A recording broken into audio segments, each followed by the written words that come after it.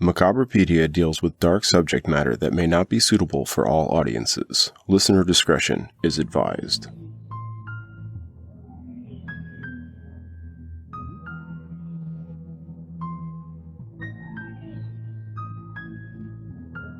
April 26, 1871, London, England. Police Constable Donald Gunn of the Greenwich Division of the London Metropolitan Police was making his rounds. At 4:15 a.m., as he was walking along KIDBROOKE Lane, he noticed a mound of black and brown clothing, shaped somewhat like a woman. KIDBROOKE Lane was known to be a haven for lovers with fields surrounding that were perfect for trysts, but still only minutes away from the hustle and bustle of London. That must have been why Constable Gunn thought she was drunk, dumped by her lover to sleep it off, as he approached her and asked what she was doing. "Oh, my poor head," she kept repeating. Gunn grabbed her and shook her by the shoulder when he noticed some blood on the side of her face. The woman slowly lifted her hand and turned toward him. Gunn jumped back as he saw her face. Numerous open wounds and gashes in her skull were showing, blood and gore all over her face. Her left cheek was slashed and smashed in. Her right eye was gone, and the gash above where it had been was open and showing a part of her brain through cleaved skull. It seemed like the effort of reaching toward him was too much for her, and the lady fell forward to the ground. "Let me die," she said, before she was still once more. We invite you to stay and listen as we add another entry into this, our Macabrepedia.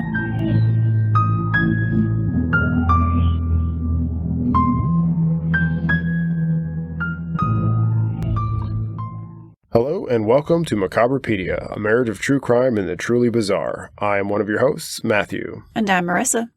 Today we will be exploring the murder of Jane Clouson. After the constable found the girl, he could see footprints, a small pool of blood, and marks from where she had crawled out of the road. Her gloves and bonnet were beside of her. Gunn ran to the nearby stable where he ran into his sergeant, Frederick Haynes, who had been making his own rounds. They spoke for a moment before rushing off in separate directions, one to help the woman and one to alert the police station. The sergeant ascertained that she'd been laying in the road about 4 to 5 hours, judging by the clotted blood. A stretcher came by and took her to get to medical care, but not before the sergeant claims she said, "Oh, save me," before once again losing consciousness. The woman was taken to Guy's Hospital, where she was seen by 2 fresh-out-of-med school doctors, Michael Harris and Frederick Durham. They took several bits of her skull bone from the wounds and cleaned them as best as they could. They judged that the wounds were made from a sharp and heavy weapon, as the dozen or so wounds on her face and head were pretty clean cut, and they were pretty deep also. They were also defensive wounds on her arms and her hands where she'd tried to fight off her attacker, and it appeared that some of the wounds to her face were made after she'd already fallen to the ground. It seems like a targeted assault. It seemed like somebody wanted to destroy her face and erase her identity. Therefore, it was likely somebody that really knew her well. 2 of the most heinous wounds had hacked skull and cut into her brain. Another had shattered her upper jawbone and sliced her lip open. The only trauma they found on her lower body was a recently inflicted bruise on her right thigh, but there was no evidence of sexual assault. They could see some clues about her identity. For instance, they thought that she was in her early 20s, although later they found out they were wrong, and her rough and calloused hands and her knees showed that she was used to hard labor, and she likely worked as a servant for many years. They had her clothes and hoped that she would gain consciousness long enough to tell them her name, but she was dying and they knew that, and there was nothing anyone could really do about it. They had someone sit with her day and night just in case she woke up and said something about who she was or her attacker. Sergeant Haynes took her dress, her jacket, and her petticoats back with him to the police station, where they were displayed in case anyone recognized them. I mean, this was before you could snap a picture and have it ready to go. It was actually pretty common to display the clothing or the found belongings of somebody once they were, if they either died or they just didn't know who they were, they would display them to see if anybody in the public knew who they were. Oh yeah, I mean, obviously they couldn't. Even if they could take a picture of her, she was all kinds of beat to hell. So. Yeah, and they could. At the time it was available, but... What year was this? 1871. Okay. I think pictures were 1839 was photography's invention. Yeah, well, she definitely had a picture of herself. You can see it online. Oh, that's right. Yeah. By the time Haynes returned to the crime scene, the footprints in the mud had been trampled through and disturbed, mostly by the police constables, but also some looky-loos. So at this time, this type of evidence actually could be preserved using plaster of Paris to make molds of the prints, but it was not done in this case. However, Haynes did see a story in them. He saw 2 sets of footprints, including a man's who ran away from the struggle, slipped in the mud, and ran off into firmer ground away from the scene. He followed the prints to a brook that ran over KIDBROOKE Lane about 300 yards, where he spotted 4 drops of blood. He did not collect it, and nobody else is known to have seen it, but that's supposedly what happened. Someone else at the scene found a dog whistle lying in the muck. A farm laborer found a blue dusting rag that was covered in blood when he was walking about a half mile or so from where the woman had been found. And the next day, they recovered the weapon. A gardener who was working nearby on the grounds of Morden College saw a plasterer's hammer lying on the ground. This type of hammer has a 16-inch handle, a hammerhead on one side for hitting nails, and an axe-like head on the other side that's used to split lathes or smashing through plaster, or in this case, perhaps, bits of skull. I always thought that those were called hatchet hammers. I didn't know that that's what they were actually referred to until this moment, because I remember I guess it makes sense when I think about it now, because I remember my dad and his buddy at the time named Mike were hanging drywall in this garage, and me being a irresponsible youth decided to pick up one of these at the time referred to as hatchet hammers and tried to cut the heads off of screws that I was holding on a stone. Why were you doing that? Because I was an irresponsible youth. I started my sentence with that. And I was whacking away at the heads of these screws and missed and busted the nail off of my left thumb with the now referred to as plaster hammer. Now you know the term. Now I know. 30 years later. But they can do some damage for sure. I mean, it's a slightly blunted small axe, effectively. Yeah, that seems like they've got to be pretty brutal. Oh yeah, you can do some damage to that. I mean, if you were in a zombie apocalypse, good tool. Definitely top tier melee weapon for sure. Top 10 for melee weapons for sure. All right. So on this hammer, back to the story. The name J. Sorby was stamped onto the head with a trademark image of the brand, and there were bits of hair and blood on the hammer. But it was found on a back footpath on the grounds of an institution, not on a well-traveled part of the road. It seemed to show to investigators that whoever the murderer was, he was very familiar with the back routes and shortcuts for the area, and he seemed to be heading to the metropolitan area, which at the time included Blackheath, Greenwich, Debord, and London itself. Police suspected a tradesman and set about tracking down any supplier of J. Sorby tools to the greater London area. So the newspapers just went absolutely crazy on this. The assault became national news, with reporters scrambling to find out the identity of the woman and her attacker, as well as to report the latest information on the investigation. Rumors flew wild, including reports of things that the woman said in the hospital, even though the doctor at Guy's Hospital swore she never woke up or uttered a word while she was there. One report connected her to another young woman servant who had been found dead in a pond nearby, although it was determined that was not related. The public ate it up, and people came to visit the crime scene. By Sunday, which was 4 days after the assault, thousands of people traveled to KIDBROOKE Lane. They had trampled over and completely destroyed the crime scene now, except for some of the blood where she had lain. It's kind of crazy because even the landscape was destroyed. People took souvenirs from anywhere nearby. They would take branches and stones and everything. It was just like cleared clean by people just trying to get a piece of where she had died.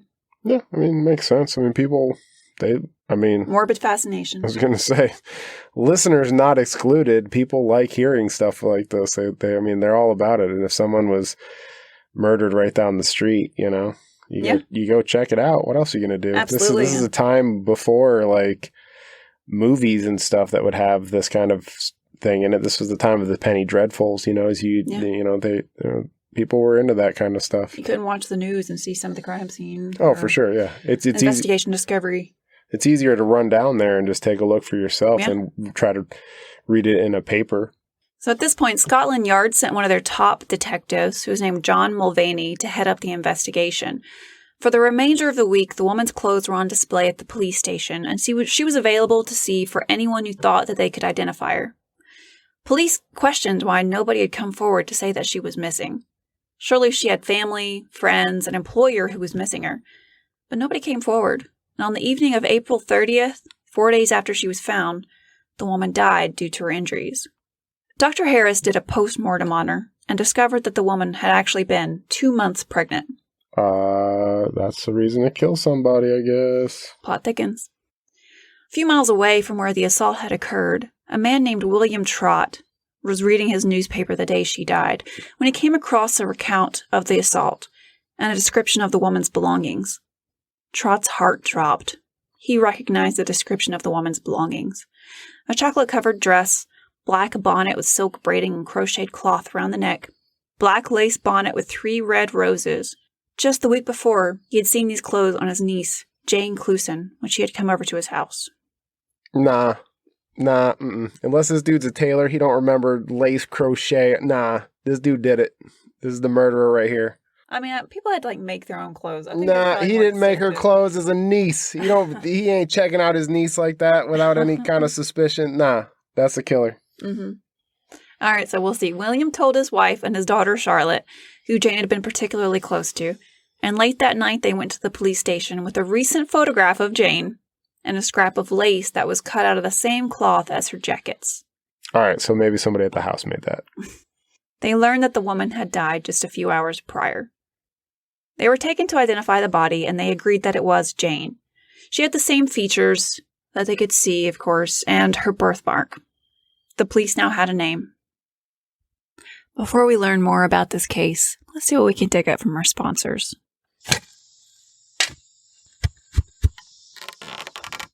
A big thank you to this week's sponsor. Is this one actually going to make us any money? Not a penny. It may actually cost you 2 pennies to pay Charon the boatman. Oh, of course. Because today's sponsor is the looming shadow of your own biological mortality. From dust to dust, we are endlessly moving closer to our own mortal end. It is said that no one gets out of this life alive, and that is painfully true thanks to this week's sponsor, Biological Mortality. Inspiring many great works and minds, and encouraging appreciation and gratuity for life and our fleeting time on this planet. Thank you, Biological Mortality. Speaking of fleeting, this podcast time is going to be fleeting if we don't monetize something. Okay, well, yeah, I know that's true, but I have some things in the work. It's coming down the pipe pretty soon. We might have some opportunities for sponsorship and possible Patreon in the future. So next week? No, next week, a little tight. Don't know if we're going to be able to do that. But in the meantime, we can absolutely thank those who are currently listening and building our audience. We do greatly appreciate your time. I know that that is a precious resource to everyone. So once again, take a time out to just thank you for being a part of this and listening to our silliness. And hopefully it's educational and fun. It is very appreciated. Thank you. Particular huge shout out over to those folks over at Carolina Crimes Podcast. They do a great job over there. It is a super binge-worthy show that is put on by Matt Hires and Danielle Myers.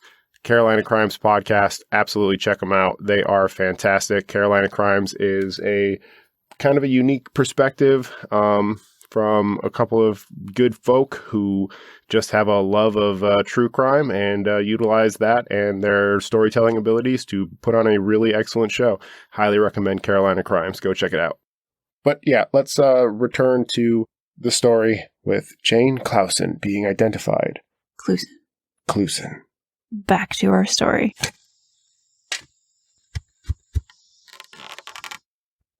From there, they were able to find out a lot of information pretty quickly. Jane Clouson had just turned 17 years old while she was in the hospital. So basically, she'd become pregnant when she was just 16. And though 16 and pregnant is not a good look nowadays, it was really bad for an unwed girl in the 19th century London.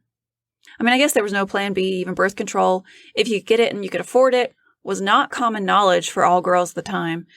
So unless you had like a really knowledgeable aunt or something. Oh yeah, there's some of them herbal witchcrafts. Yeah, it's just, I'd say this is probably a pretty, unfortunately, common scenario of the time.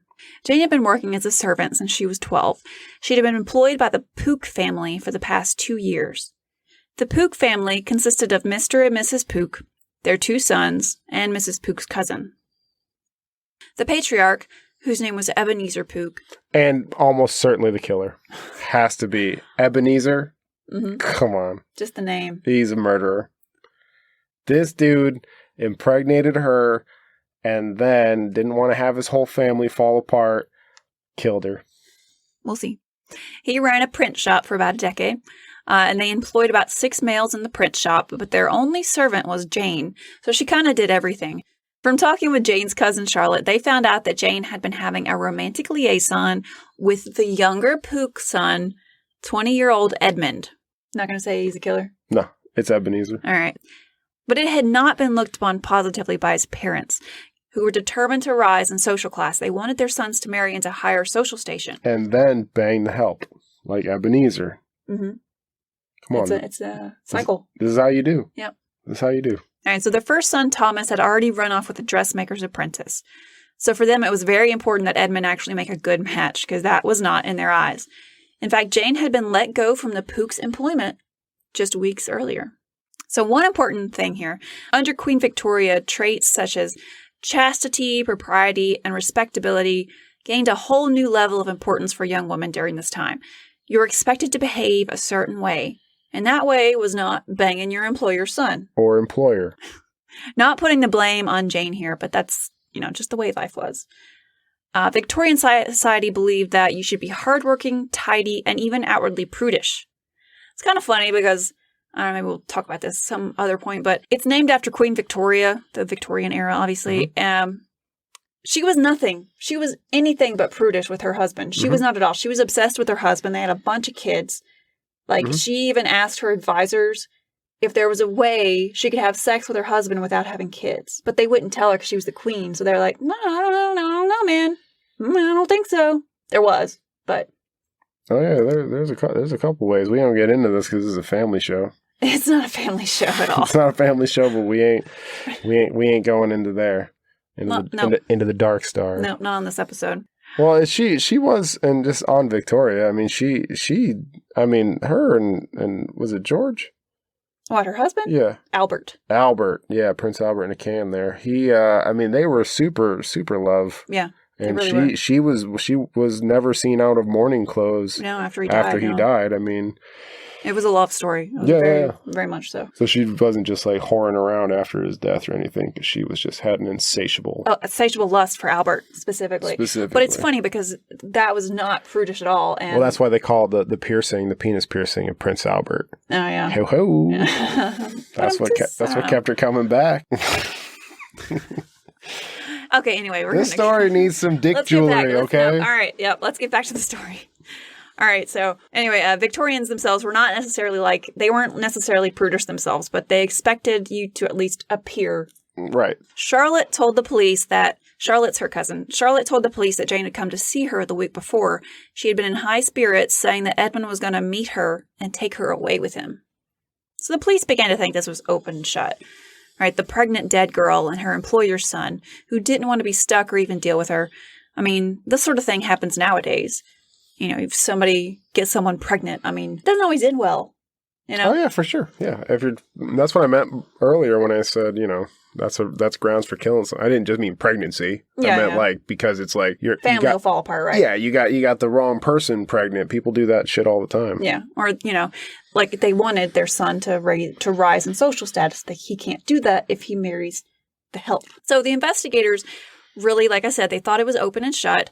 They were so confident that they actually went out to have a round of beer at a dining spot just across the street from the Pooks' house. You could see the Pooks' house, from where they were. This came up later as you guys, why were you so confident? And they denied that they did it on purpose. But anyway, so the investigators went to speak to the father Pooke, Ebenezer, with their information. AKA the murderer. But he swore that it was not possible. Edmund Pooke was in fact epileptic, a fact that made it so that he was watched almost constantly by a member of the household. He swore it wasn't possible that Edmund had a romantic affair with Jane because of this. So when the inspector asked Ebenezer why Jane was let go, he said that she had been sloppy and lazy. He claimed... Yeah, sloppy with his fucking son, and he couldn't deal with that. Yeah, well, we'll see. I'm telling you. He claimed that he did not know that she was pregnant. Oh, okay. All right, so when they questioned Edmund, they found a shirt with blood on it, and they took him into custody. They were so just confident that this was him. You know, there's blood on his shirt. He made her pregnant. Like, this is the guy. You know, they got him. They took him in. Mm-hmm. Someone had even claimed that Jane had said that Pook had given her the silver locket that she'd been found with, and that she was carrying his baby. And then a man matching the description of Edmund Pook was seen running away from the crime scene, according to a witness. Wait. Ebenezer. I don't know why you're getting this, but okay, we're going to move forward, okay? Okay. All right. So, 7, you've already made me lose my place. Jesus. Okay, so there was one store that sold J. Sorby hammers, and there was an anomaly with the hammer on the books. So 2 identical hammers had been sold, but not at the same price, which could point out, and the time often did, could point out to one being sold to a tradesman, like an actual plasterer looking for a plasterer's hammer, and the other one being sold to a higher statured person because it was charged a bit more. You know, you see somebody in some bougie clothes. Why do I keep saying bougie? You see somebody in some bougie clothes. Why did you just say, why do I say bougie? Let me change that to bougie. Bougie. All right. Well, you see somebody who looks like they're of a higher class than a plasterer. Sure. You're going to probably want to charge them a bit more, especially at this time. So that's what they saw on there. That one of them was probably sold to somebody a bit higher up in status than a tradesman. So also, 7 witnesses said that they saw Clouson and Pook together that evening. Hold on. Let's back up to the murder weapon. This guy did not go buy a hammer to go kill this girl. How do you know? Because that's just so sloppy. Okay, they didn't have cameras. How are they... Okay, you'll see in a minute, the dude could have picked up a brick on the way there if that was his intent. To buy a hammer. Not as effective as a hatchet hammer. But he also could have just taken something from his house or anything like that. Like, you don't stop at the gun store and buy a gun on your way. What's he gonna take? A bunch of, India ink? A fire poker. Come on. You don't think carrying a fire poker around London is going to, raise some questions? You think being an aristocrat carrying around a bunch of plaster tools? Maybe he had a coat. We don't know. Big enough to carry a brick in, I'm sure. Those things have inside pockets. Yeah. We're going to move on. I'm just saying, this dude did not go buy the murder weapon on the way there or buy a plaster hammer. Nah, I don't buy it. The dude has... We're moving on? Something around his house that he could have used, or something that he could have snagged. He could have. I understand you don't want to have it tied back to your house, but you could have picked up anything along the way. He's walking through fields through this place that's like a not really heavily used area. Nah, not buying it. He didn't buy no damn hammer. Murderers aren't always smart. I'm just saying. I mean, obviously, they catch people because they're stupid. Yeah, particularly in this time, because you can pretty much just kill somebody, walk around a corner, and be like, "Oh, I didn't do it." Oh, I don't know what happened. I don't even know what I said now. You're talking after the claw hammer. No, I said, okay, so 7 witnesses said that they saw Clouson and Pook together that evening. Also, as we mentioned earlier, his shirt and also his trousers were covered in blood. Though they weren't completely soaked through, but there was blood on blood. Yeah.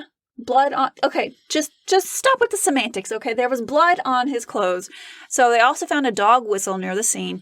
And Pook was known to call for his lovers with a whistle. With a dog whistle that you can't fucking hear? Calling his bitches? At the time, it was a different type of whistle. It's more... You can hear it. It's not like a dog whistle nowadays where we can't hear it and dogs can hear it.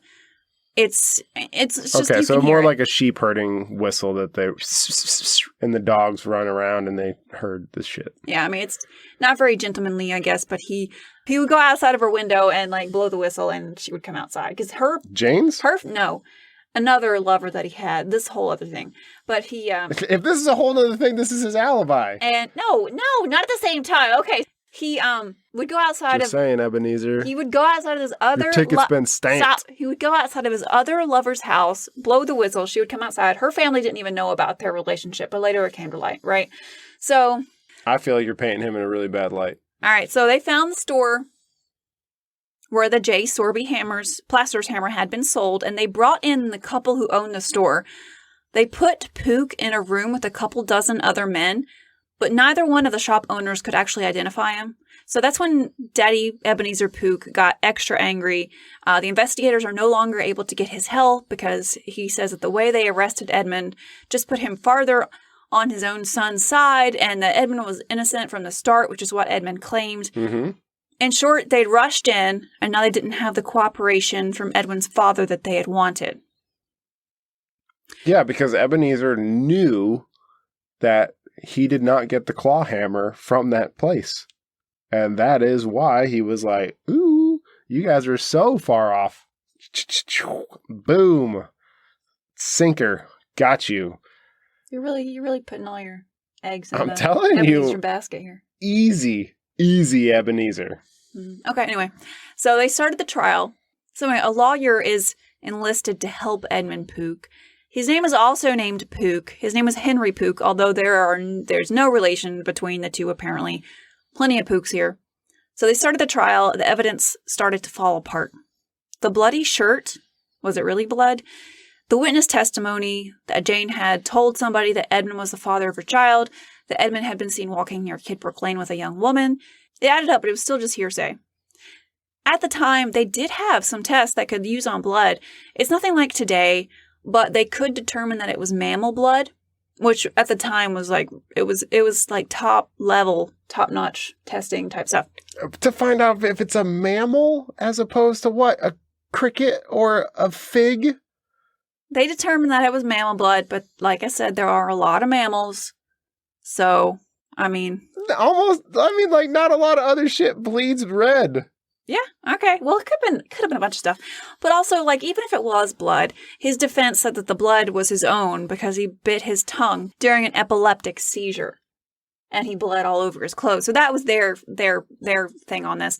The judge dismissed all statements that witnesses claimed she made before her death that named Pook as her attacker as hearsay.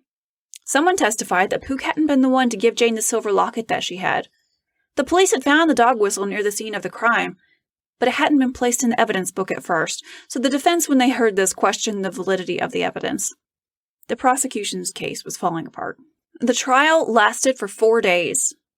But again, it was mostly focused on hearsay. It was a very circumstantial case. Overall, it did paint a picture, but it wasn't really enough. You know, there wasn't concrete evidence. There was absolute fervor outside the courtroom with crowds on both sides of the trial, people who demanded justice for Jane and those that demanded that Pook was treated unfairly and that he should be acquitted. So it was like heavy, like polarized opinions on this. Mm-hmm. Yeah, there's heavy polarized opinions in this room about this. Okay. It was Ebenezer all day. Oh I feel God. like you are leaning towards Edwin in a big and unfair way. Edmund. Whatever, that's what I meant. Edmund. We don't need to know his name because it's free. We don't need to associate him with this terrible, heinous crime. Okay, so you're on the Edmund's being treated unfairly side. Gotcha. Yeah. All right, so the jury deliberated for 20 minutes before finding Edmund Pook not guilty. Boom. Boo, boo, boo, boo. Boo, boo, boo, boo, boo, boo. We're done here. Thank you. That was another episode of Macabrepedia. All right, so the prosecution had a lot of evidence. They just couldn't make it stick. Although they had a lot of support during the trial, public opinion ended up turning against the Pooks eventually. However, Edmund lived another 50 years, got married, lived a long life, and died at age 70. Yeah, well, I mean, I can understand why they would still be against the Pooks. Yeah. Because it was Ebenezer. Oh my God. Pook. It's not that funny. I really think that it was Ebenezer. It makes way more sense. You want your son to marry into a better station, which is kind of uncommon anyways. Like, I mean, it's a little harder for a man to, you know what I mean? Like a man to marry into a higher thing. Like it's generally the woman who seeks the better position by marriage via Not man. Not necessarily. It depends on if you have money or not. It was always That's what I'm give or saying. take with money and some kind of title or something. Sure, everybody wants to marry rich. I get it. But title.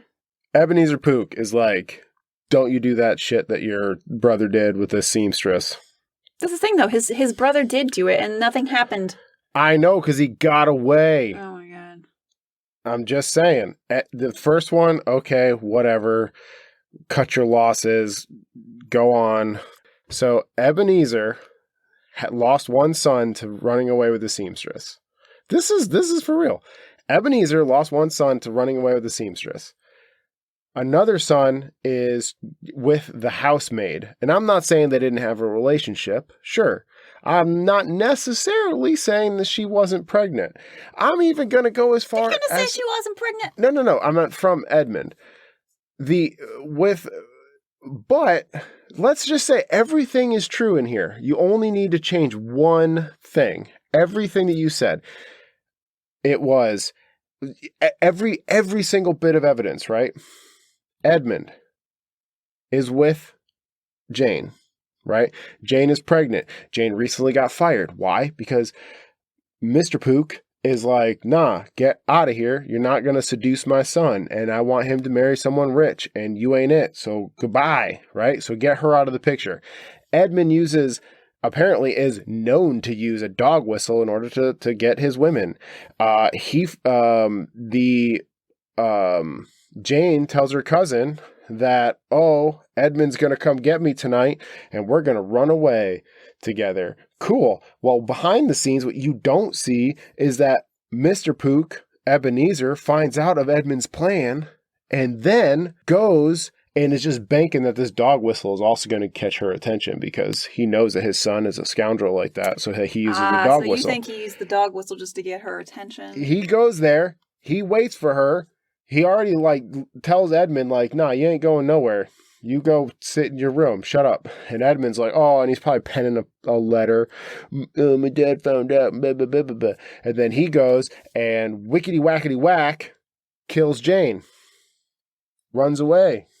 Similar probably build to his son. Goes home and he's like, you're going to, if you try to pin this on me, you're the one who's going to go down. Everything points against you. I will protect you, son. I'm the one with the money. Ebenezer all day. Edmund doesn't have a reason to do it. He impregnated this girl. He has a reason. So, okay. So, Ebenezer does too. I mean, I get what you're saying. I don't know. I mean, okay. Alternate thing. Edmund says to her, oh, meet me at Lover's Lane so we can run away together, which, first of all, odd place to meet, right? For a runaway. That's like a place where you go to get your rocks off real quick and then go your separate ways. This is not I don't know. Maybe that's their special spot. Doesn't seem to make sense. I don't believe that's the thing. But maybe he was using that to lure her there. Maybe. I don't think he would use a dog whistle to get her there. You know what I mean? That just doesn't feel right. You don't think Edmund would use the dog whistle? It doesn't make sense. He was known to use it. Yeah, but he's also told her to meet him there. All he has to do is hang out and just be there. Meet me at the second garbage can next to the drunk. Meet me next to the garbage can? I mean, I don't know. I'm picturing this as an alley on the outside of town. Yeah, I mean, there wasn't much there from what I understand. Yeah, so I mean, I can't think it's that hard to find somebody. I understand using it to, get somebody's attention from inside the house. It's kind of like honking your horn and not going inside, right? I get it. Well, there's also the possibility that it wasn't anybody's whistle, that it just was there. Yeah, well, that doesn't really fit into the fun of our narrative, does it? Gotcha. No. Anyways. The defense could have been right. Maybe it was just there, or maybe the prosecution. I don't think they planted it. I don't think they planted it unless this dude's walking around town whistling like that. Oh, here comes Edmund with his whistle, and he's like, I mean, come on, how obvious can that be? If you hear the whistle outside of your door, and you're all of a sudden you just go running out there, and you're like, shit, Edmund's here for my daughter, or Edmund's here for my daughter. Yeah, make sure you get it right. Yeah, that was not an accent from anywhere on the British Isles, by the way. But anyways. Well, point is, the police kind of bungled the investigation, and that's a lot of why nobody was charged in this particular crime, unfortunately. Poor Jane Clouson never got justice. She has a sad story. Her mother died when she was really young, and she started to work when she was just 12 years old, doing all the hard work of a servant, which at the time could be anything her employers wanted. She trusted this guy. He allegedly got her pregnant at just 16. She was young and she was trusting, and it cost her life. People mentioned seeing her ghost for years after her death. She was dressed in white and her face was running with blood. They claimed to see her in the lane until the London construction just built up and there were buildings and stuff everywhere, and then her ghost disappeared. That's kind of like the Asian ghost that waits in a lane for people and then asks, "Do you think I'm pretty?" And then whatever you say, she takes a mask off and like her bottom part of her face is all like mangled and no, you don't know that story? No, not familiar. Okay. There are a lot of ladies in white though, ghosts. Yeah, but this one's one with a hatchet face. Right, gotcha. So Jane was given a memorial at Brockley Cemetery. It's now in the Lewisham Borough of London, and it was paid for with public money.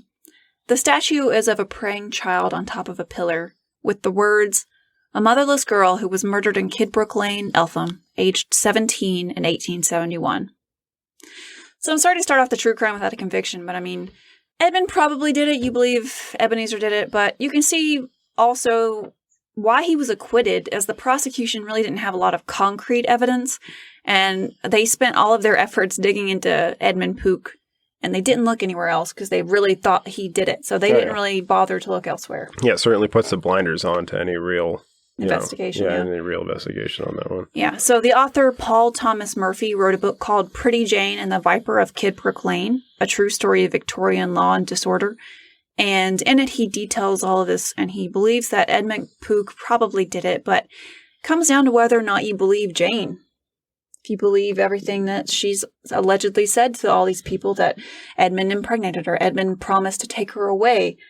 Was that real? But did they actually speak the truth? Did Jane say that? I mean, it's all hearsay, I'm saying that even if you take all that into account and you put it on Jane as being 100% true and everything that she said and all the people who claim to have seen this, that, and the other and heard that stuff. Yeah, it still doesn't mean that Ebenezer wasn't the person who met her there at that time. I mean, I can see where you're coming from just on what we know about it, but yeah, I'm just saying. I mean, it doesn't.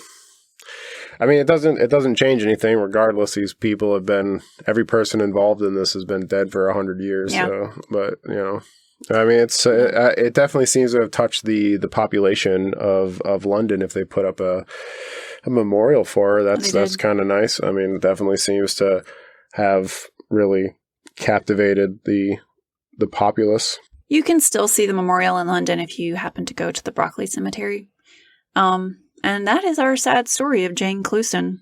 If you have any feedback or questions, concerns, comments, please reach out to us. You can do so at Twitter and Facebook at Macabrepedia. And we're on Instagram at Macabrepedia Pod. If you would like to reach out to us and suggest a topic for another episode, you can do so at macabrepediapod@gmail.com. That's going to be spelled macabrepediapod@gmail.com. Follow us, like, and subscribe wherever you listen. And join us next week as we add another entry into this, our Macabrepedia. Stop with the whispering. It's going to happen. It's never going to be a thing. It already is.